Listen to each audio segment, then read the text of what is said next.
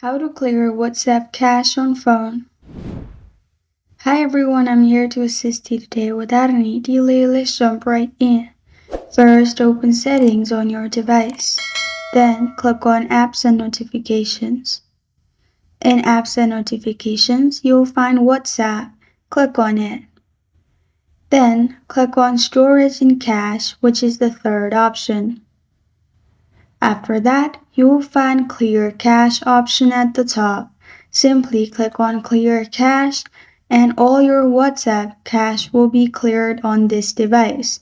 You can also click on Clear Storage and log into your WhatsApp account again and then start like a new one. And this is how to clear WhatsApp cache on phone. Thank you for joining me today. If this video helps you out, please leave a like and subscribe for more. Got a question or want to suggest a topic? Comment below. Thank you for watching.